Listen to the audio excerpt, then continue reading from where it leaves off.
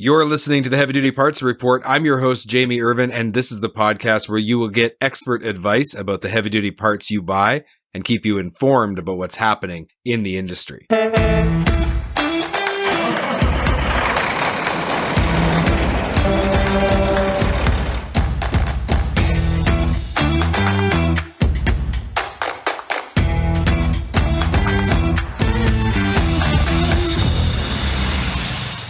This episode is sponsored by Full Bay. If you own or operate a heavy-duty repair shop, you should check out this game-changing cloud-based solution, and you really can have it all. Efficient techs, faster invoicing, better inventory tracking, and more time with your family. To learn more, go to fullbay.com/HDPR. That's fullbay.com/HDPR today. When I think of what has made humans successful, I think of people working together. And in the trucking industry, it's really no secret that for many years it has been predominantly men working in the industry. But in recent years, we've seen that start to change. But could we do more? We've seen more women joining the industry in many capacities, and I think that's a good thing. As a father of a 15-year-old little precocious girl, I want her to have every opportunity possible when she enters the workforce. But is there more we can do to encourage women to consider a career in trucking or some of the related industries to the trucking industry, like the heavy-duty parts industry? I would like to introduce Shelley Uvanile-Hesch, CEO of the Women's Trucking Federation of Canada, and Shelley has also been a professional driver for the last 30 years. Shelley, welcome to the podcast. Thanks for having me, Jamie. What made you decide to become a professional driver? To be honest with you, it wasn't my first career choice. I grew up the daughter of a truck driver, so I've always been involved with the industry, and I was always fascinated. I spent weeks with my dad, and it was always the highlight of my summers. It wasn't until later on I got the itch to travel and decided that it was time to change careers. So once you actually became a driver, what were some of the barriers that you faced as you entered into the industry? Personally, I didn't have a lot of barriers when I first came in. I did a lot of hands-on training. I didn't go to a training school like a lot of drivers do now or have to do now because of mandatory entry-level training. I actually learned hands-on. I had many teachers. They were drivers that I worked with. They were friends of my father's. And you either did it right or you got your hands slapped. So in 30 years, you've driven a lot of different vehicles. Tell us about some of the different types of vehicles that you've driven. I started off my career driving a school bus because I still had to be home for my kids. As I got older, I specialized a little bit more. I went into dealing with special needs kids. So I downsized the bus size, but I went into more of a personal connection with the students on my bus. I did a couple of years driving a coach. And then I just decided that I was getting a little tired of people. So I went to a company in Cambridge called MacArthur Express. I started there driving a straight truck. And I said to them, I really want to get my A. I don't want to be stuck in this little truck all the time. So I started training there, which probably lasted for a good 5-6 months with the different drivers in the yard, with the mechanics. Learning everything from yard safety to load securement. I learned so much from those guys. And then I eventually got my A, and I haven't looked back. What is it that you enjoy the most about being a driver? I like driving around and meeting different people and the scenery. I enjoy when I go to a shipper's and they actually have the time and you learn about what they do, what they make, where they live, their culture in their area, and different struggles that they have in their jobs. Because normally as drivers, we all whine and complain about a shipper or receiver, but sometimes it's really good. Sometimes if you just take the time to hear what their problems are. And I also like it when I go into different shops along my way, whether I'm looking for new chrome and chicken lights for my truck or whether I've broken down. And I get to talk to the diesel technicians and the service techs behind the counter. So, Okay, so that triggers in my mind, for everything that's good about a job, no job is perfect. What aspects of trucking present a challenge, especially from your perspective? A lot of things, we have issues with just the size of the truck. And that's, some people say that that's just a woman's issue, but anybody can be vertically challenged. So sometimes, the engineering, the design, you have to think to yourself, did they design this for a giant? Because you can't reach a button, or your mirrors don't adjust right, or the seat just doesn't move up enough. So, we have those little challenges as well. We have some OEMs that are trying to work on those issues, but we still have a long way to go in the actual designing of the interior of a truck. I guess when those engineers were looking at demographics, they're thinking, okay, so if there's a man and he's 6'2" and he is, like 300 pounds, he's a big, square shouldered, big guy with long arms. We got to make it so that he's not cramping up. And then the opposite happens. We see more people of different sizes, different backgrounds, whether they're men, women, doesn't matter. But then they're all of a sudden, now we've got those people who, like you say, are having some issues. So you say that's changing. Like, when did that start to change? I think Ellen Voy from Women in Trucking, she really started that movement to change some of the interior with Peterbilt. So they are starting to make some headway, but there's still a lot of things that we can do. I'm probably sure you're familiar with your car and your seatbelt. So if you're a taller person, you can move that up, and if you're shorter, you can move it down so it's not cutting you across your neck. Well, in a transport, you do not have that option. They are standard mounted. Now they do make them so that we can make them looser and clip them down. But when you are too short, that seatbelt then becomes too loose. So you are now not safe because you're still going to smack off the steering wheel. And in my case, being 4'11", that seatbelt cuts across my neck. So generally, I have to have something on the seatbelt that prevents it from cutting me. Okay, okay. So those are things that, probably off of a person, if you ask them, like, what are people facing in the trucking industry as challenges? That's not the thing that would come to top of mind, but I can see how, since you're in your truck all day long and that's your job, it's going to impact you definitely. When it comes to the financial side of being a professional driver, have you seen where going in that career could actually help to raise the income levels of people? Like, what's your perspective there? Oh, yes, definitely. Um, Bottom line, minimum wage for the industry, a driver can start at about $55,000 a year and work their way up, depending on what they're hauling and the length of time that they want to be out. So this is a very lucrative career. It requires a minimum education. You can do a lot of learning on the job. So I think, for a career choice for a lot of people, it's a good one. Uh, I know drivers that are out here, they are the only income coming into their house. It's allowed either their wife and in some cases their husband to stay at home and look after the children. So you can do very well in a career in trucking. So, to put that into perspective, I've done some research on this. In Canada, the average mean salary of a person with a 4-year bachelor in Canada is only $48,000 a year. Now, that's the average. Of course, if you specialize and you go to school longer, you may end up with a career where you're making, like a dentist or something, and you're making much, much more than that. But the average, that means some people make less than that with a 4-year bachelor. And so when you say a minimum education, what you mean is that, like, if you have a high school education and then you go into some sort of, there's a course now that you have to take, right, to become a professional driver, but the entry is like what, a high school, or is it less than that even? It can be even less than that, though the industry is gearing people more towards the grade 12, Okay. um, or at least a proficiency in the English language at a grade 10 level, so that you can read and understand the documents. So But we're pushing more towards becoming a recognized as a professional skilled trade. So I'm sure that as that goes along, it's going to be anything like it's the same as a welder and different things like that, wanting you to have that at least grade 12 or equivalent. right. So becoming a professional driver would be kind of like an equivalent of having a trade, like a Red Seal. Is that where it's going, where there'll be an apprenticeship program, or is it still going to just be the No, schooling? No, we are pushing very hard for Red Seal designation.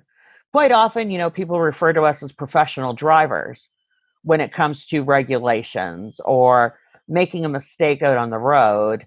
You're a professional driver, but we're not respected as a professional. In a lot of cases, we're still very much classified as just a driver. What do you know? You're just a driver. We have a lot of drivers on the road right now that are university educated. The level of education in some drivers would probably blow you away. We have some that have PhDs but have chosen this career. So, the terminology really upsets a lot of us that have been out here for a while. The level of training really upsets us. It's not anywhere adequate. It needs to be improved. And I know we have mandatory entry level training here now in the province of Ontario. Alberta has it now, Saskatchewan and Manitoba, and it will be mandatory nationally come this month, actually. But we still have a long way to go. We need more training. It's the only way we're going to improve what's happening out on our highways. And that training also includes four-wheelers. We have a lot of cars out here that there is absolutely no training being done around cars versus a large commercial vehicle, especially in the roundabouts. Cars will try to come around. They do not fit with us in most of them. So we need to do a lot of education to the general public, as well as truck drivers in general. Yeah, I know my favorite example of a safety issue is I lived in Vancouver for 19 years and I was commuting all the time. I was in sales, so I was driving all the time. And I remember when I was just starting in that, my mentor, who was been in trucking and heavy duty parts his whole life, he said, that space between a big 18-wheeler and the car in front of it, that's not for you to slide into that lane. That's a safety distance so that they don't rear end someone in the event of an emergency braking situation.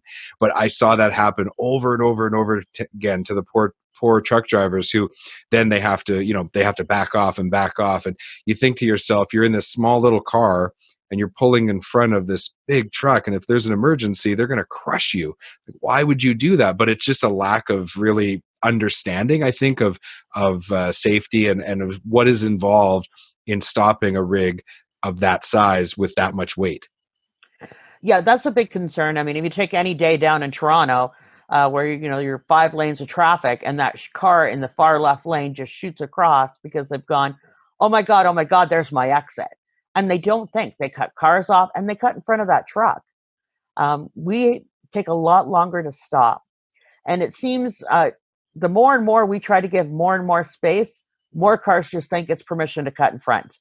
And in some cases, I've had that car cutting in front of me, and I'm looking in my mirror, and the car behind me is so close that if I hit the brake, they're going to ram into the back of me. Mm-hmm. So you're leaving drivers sometimes with a very awkward situation of, okay, do I hit the brake, or do I hope this little car is going to speed up enough that I don't hit it? But with education and with more work done to educate not just the professional drivers but also the public in general, this is a problem that we can address. Do you feel that way? Yes, it is a problem we can address. It's very easy, and I think more public awareness campaigns need to go out, and we also need to make it a mandatory part of driver training for cars, that they're learning about safety around large commercial vehicles. You're hearing more and more too about people running the lights on a school bus, trying to pass on the right side. So large commercial vehicles in general need to be taught more, and it needs to be a mandatory part of our education system for our young drivers coming up. Fantastic. Have you ever owned your own truck? No, I haven't. Okay. I've always been a company driver. Okay. So there's definitely some advantages and disadvantages both ways. As a company driver, what's been the biggest advantage? The biggest advantage to me is that if I break down, company puts me in a hotel room and I don't have to worry about the bill. I think as an owner-operator, with the way the economy is going, the cost of trucks, the cost of fuel, the rising cost of tolls, it's becoming very hard now to be an owner-operator. Back in the 80s, you could be an owner-operator. You made really good money, but not so much today. I mean, the average truck payment on a brand new truck is about $3,200 a month. That's a lot of money. Yeah, that's a lot of money. So what's going to bring more women into the industry? I think just we need a lot more awareness, and we need to be able to work more with carriers, um, changing maybe how they do business. It's time for them to step outside of the box and do a little bit of thinking. Um, Women don't like to be, as a general rule, like to be out as long as a guy will stay out. If they have children, they have a need to be home more. Women are very concerned about safety when they're out on the road. And in some cases, it's a little bit different issues than the guys have when they're out on the road. So I think we need to address some of those. And also the fear of they think the truck's so big and, oh, I can't drive that. Yes, you can. You'd be amazed at what I can see through the mirrors of my truck. So it's breaking those barriers down. So you, as a federation, is spending some time really developing and making a scholarship available. Could you tell us about that? We were very excited last year in March when we announced our first scholarship with Crossroads Ottawa, because we felt cost is a big barrier, not just for women, but for everybody, the cost of the schools. And the fact that because we're not recognized as a skilled trade, OSAP funding and that is not available. So if you don't have the money, you have to get a loan somewhere. So you're looking at a $9,000 to $10,000 loan. And then if you're off work 6 to 8 weeks doing the training, you also have to be able to live. So that increases, what you're applying for a loan to in order to start this industry. So we have those kind of issues. So we thought, how can we try to help somebody and get a start? We felt that, just trying to do a scholarship fund where we were only giving $500 or $1,000 with the course of our schools up here in Canada was just not going to be it. So I took a long shot and I approached some schools and said, this is what I'd like to do. I need your help. What do you think? Can we do this? Ken Adams was the very first school to jump on board. Now we have Phil Fletcher from Chet Academy, which we're getting ready to do the interviews of those ladies and announce who the winner is very shortly of the one we just run. And we have 2 more schools that have hopped on. So we'll be doing 2 more full scholarships very soon. That's really exciting. It's going to help a lot of people. You must be really proud of that work that you've done. Yeah, we're very excited about it. And we're hoping to do more soon. What can women who are professional drivers do to encourage other women to join the industry? I think one of the biggest challenges is women are very, they don't like to talk about what they do because they don't want it to be men against women. And they're starting to see that there's too much of that. But what they don't realize is that simply sharing their story, the job that they do, how they got into the industry. Um, when you start talking to a lot of the female drivers out here, we're one of the guys, and they don't want to be treated differently. They fought long and hard to be treated as an equal. And sometimes they get the impression or they feel that it's being men pitted against the women again, and they don't like that. They don't want the world going that way. Yeah, I would agree with that. I think that regardless of what social issue you're looking at, we need to focus on a spirit of cooperation, not competition between different groups. Because, in my opinion, when you look at the success of humans historically, it's when we work together that we have all benefited. And really, at the end of the day, if you talk to anybody, all they really usually want to do is take care of their families, raise their children, and provide a better life for their community, their children, and maybe the community at large around them. And so we just got to get away from this divisiveness and start working on how do we cooperate. That's exactly it. And, I look at it, another big hot topic seems to be restrooms, the lack of truck parking. And you'll hear people say about women, women, women. Guys have to use a washroom too. Guys want a safe place to park too. So this isn't a male female issue. This is an industry issue and something the industry as a whole should be coming together on and saying enough is enough. Our drivers, regardless of gender, need safe parking and proper facilities. And I think the general public needs to take a step back and look at the industry in a different way.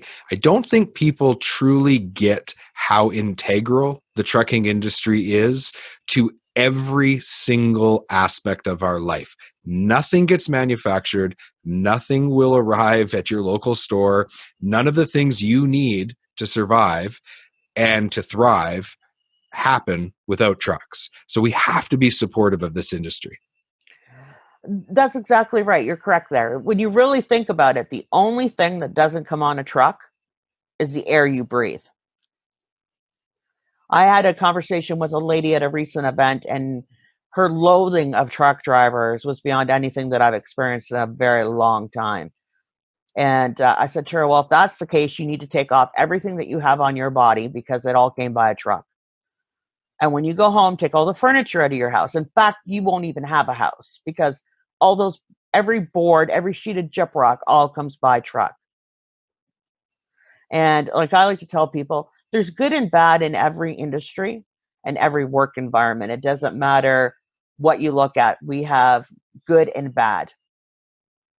Stop focusing so much on the bad of our industry and focus on the positive, and maybe we can start changing what's bad. Yeah.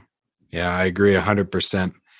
If there's one thing you want listeners to take away from today's conversation, Shelley, what's that one thing? I think the most important thing is that if you have a desire for or a goal, don't give up on it. Don't let anybody tell you you can't do it. This industry has so much to offer, right from warehousing, dispatch, right up and through to drivers, if that's what you would like to be. There's so much opportunity for growth. And our industry does a lot of good to the community. We are very big on giving back to our local communities. And I think that's a lot of things that people don't understand between Special Olympics convoys, Trucking for a Cure convoys, all those different aspects are drivers. That's not our companies, that's drivers giving back to where they live. We really are good people, and we just want to be treated like everybody else. You've been listening to the Heavy Duty Parts Report. I'm your host, Jamie Irvin, and we've been speaking with Shelley Uvanile-Hesch, CEO of the Women's Trucking Federation of Canada and a professional driver for over 30 years. To learn more, go to WTFC.ca. Links are in the show notes. Shelley, thank you for being on the podcast. Thanks for having me, Jamie. It's been a pleasure. Have you subscribed to the podcast yet? Go to heavydutypartsreport.com today to subscribe to the podcast, and don't forget to give us a 5-star rating and review on the podcast player of your choice.